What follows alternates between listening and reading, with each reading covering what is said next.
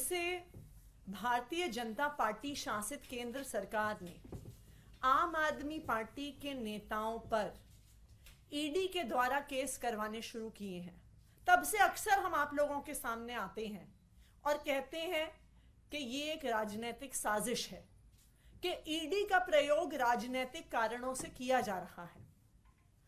हो सकता है कि कुछ लोग हमारी बात मानते हो, उनको समझ में आता हो कि ये राजनीतिक साजिश है। हो सकता है कि कुछ लोगों को लगता हो कि इन पर आरोप लगे हैं, इसलिए ये बहाने बना रहे हैं। लेकिन आज आधिकारिक तौर पर भारतीय जनता पार्टी शासित केंद्र सरकार ने देश के सामने ये प्रमाण रख दिया है कि ईडी यानी इन्फोर्समेंट डायरेक्टरेट सिर्फ और सिर्फ राजनीतिक षड्यंत्र रचने का एक साधन है।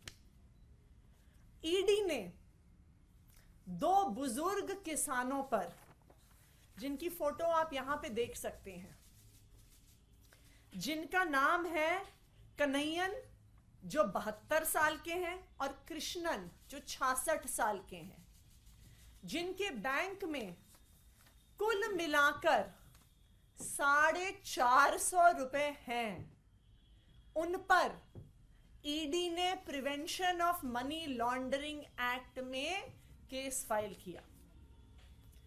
ईडी ने इन दो गरीब किसानों को समन भेजा और समन में क्या लिखा था, क्या अपराध किया था इन्होंने?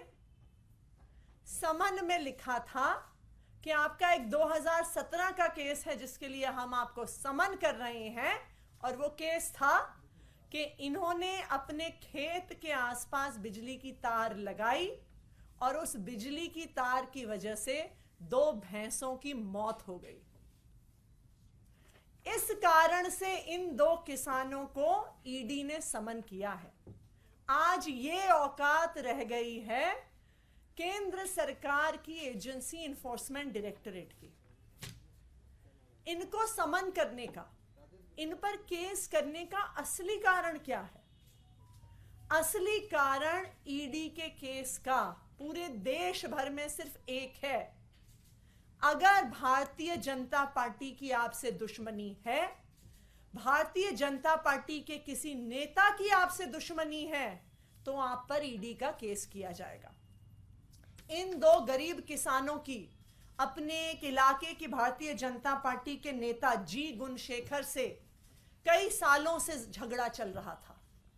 इन्होंने जब उस नेता पर केस किया, जी गुणशेखर जेल गया और उसका बदला लेने के लिए इन 450 रुपए की मात्र संपत्ति रखने वाले किसानों पर prevention of money laundering act का ईडी ने केस कर दिया और उनको तमिलनाडु से दिल्ली समन कर दिया। तो यह बिल्कुल साफ है कि ईडी आज इन्वेस्टिगेशन एजेंसी नहीं है, सेंट्रल गवर्नमेंट की इन्वेस्टिगेशन एजेंसी नहीं है। ईडी आज सिर्फ और सिर्फ भारतीय जनता पार्टी का एक राजनीतिक हथियार है, जिसे वो किसी पर भी इस्तेमाल कर सकती है। और यह भी साफ है कि ईडी का प्रयोग हो रहा है अपने दुश्मनों को हमला करने के लिए, पार्टियों को तोड़ने के लिए। अगर कोई विपक्ष का नेता ईडी का केस होने के बाद भारतीय जनता पार्टी में आ जाता है, तो फिर ईडी कहती है कि जी हमारे पास तो कोई सबूत ही नहीं था, हमें तो केस बंद करना पड़ रहा है, हमारी तो फाइल खो गई, इसलिए हमें केस विड्रॉ करना पड़ रहा है। ये पूरे देश ने देखा कि छगन भुजबल, जिन पर महाराष्ट्र सदन स्कैम में 870 करोड़ के घोटाले का आरोप था, जिन पर ईडी का केस चल रहा था, जैसे ही छगन भुजबल भारतीय जनता पार्टी में शामिल हुए, अगली ही कोर्ट की हियरिंग में ईडी ने मुंबई हाईकोर्ट के सामने कहा कि जी हमारी तो केस की फाइल खो गई है, इसलिए हम केस बंद करना चाह रहे हैं। तो ईडी का मकसद सिर्फ और सिर्फ एक है, भारतीय जनता पार्टी का जो विरोध करेगा उस पर ईडी में केस होगा, उस पर prevention of money laundering act में केस होगा। दूसरी जो एक महत्वपूर्ण बात है समझने वाली, कि अपने दुश्मनों पर भारतीय जनता पार्टी से ईडी से क्यों केस कराती है, सिर्फ prevention of money laundering act में क्यों केस करवाती है? देश में इतने कानून है, प्रिवेंशन ऑफ करप्शन एक्ट है, पूरा आपका सीआरपीसी है, क्रिमिनल प्रोसीजर कोड, लेकिन भारतीय जनता पार्टी के दुश्मनों के खिलाफ या भारतीय जनता पार्टी के जो विपक्षी नेता हैं उनके खिलाफ से prevention of money laundering act में क्यों केस होता है? इसलिए होता है क्योंकि इस देश में सिर्फ एक कानून है, prevention of money laundering act, जिस कानून में बेल मिलना लगभग असंभव है। क्यों असंभव है? क्योंकि prevention of money laundering act तब बना था जब भारत ने international conventions against counter terrorism और नारकोटिक्स को साइन किया था। मनी लॉन्ड्रिंग एक्ट में, prevention of money laundering act में बेल इसलिए नहीं मिलती है कि ऐसा ना हो कि मनी लॉन्ड्रिंग करके कहीं किसी आतंकवादियों को पैसा चला जाए, कहीं कोई आतंकवादियों का के द्वारा हमला हो जाए, कहीं कोई ड्रग्स ट्रेडिंग ना हो जाए। इसलिए इतना सख्त कानून बना था टेररिज्म को रोकने के लिए और ड्रग ट्रेड को रोकने के लिए। इसलिए पीएमएलए में, prevention of money laundering act में बेल मिलना लगभग असंभव है।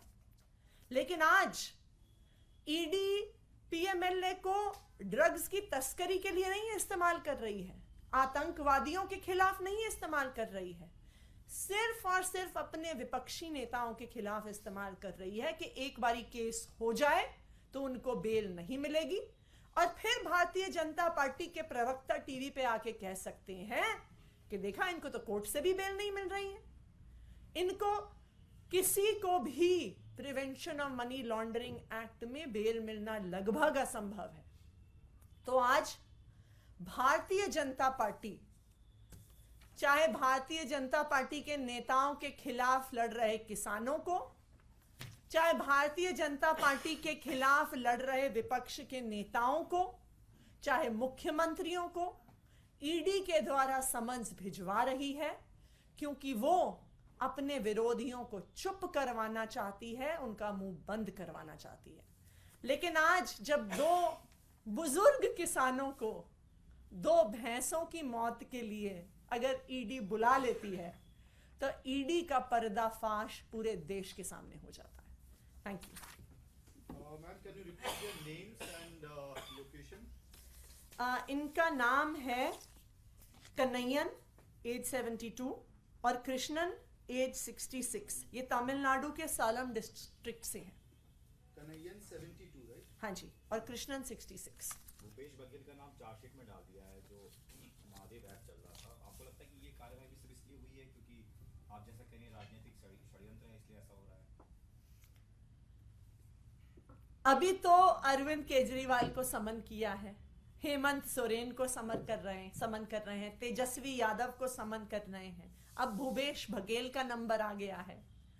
जिस स्पीड पर भारतीय जनता पार्टी चल रही है, जब तक लोकसभा का चुनाव आएगा वो विपक्ष के सारे नेताओं को जेल में डाल देगी, क्योंकि इससे अच्छा चुनाव जीतने का क्या तरीका हो सकता है?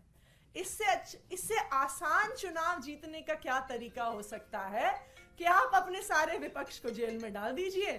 जेल में ना वो प्रचार कर पाएंगे, ना वो ठीक से चुनाव लड़ पाएंगे, और आप चुनाव जीत जाइए। आज मैम एक आखिरी सवाल है। मल्लिकार्जुन खड़गे ने प्रधानमंत्री नरेंद्र मोदी पे जबरदस्त हमला बोला है। ये कहा है कि जब मणिपुर में हिंसा हो रही थी तो पीएम फोटोशूट करा रहे थे, कपड़े बदल के लक्षद्वीप से लेके केरल तक घूम रहे थे। प्रधानमंत्री नरेंद्र मोदी जी को बहुत सारे सवालों का जवाब देना पड़ेगा। उनको मणिपुर की हिंसा पर जवाब देना पड़ेगा, उनको देश में बढ़ते हुए क्राइम पर जवाब देना पड़ेगा, उनको पूरे देश में महिलाओं की असुरक्षा पे जवाब देना पड़ेगा, बढ़ती हुई महंगाई पर जवाब देना पड़ेगा, बढ़ती हुई बेरोजगारी पे जवाब देना पड़ेगा।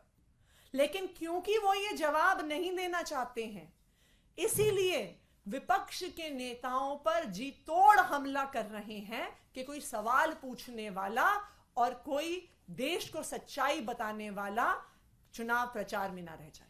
Thank you.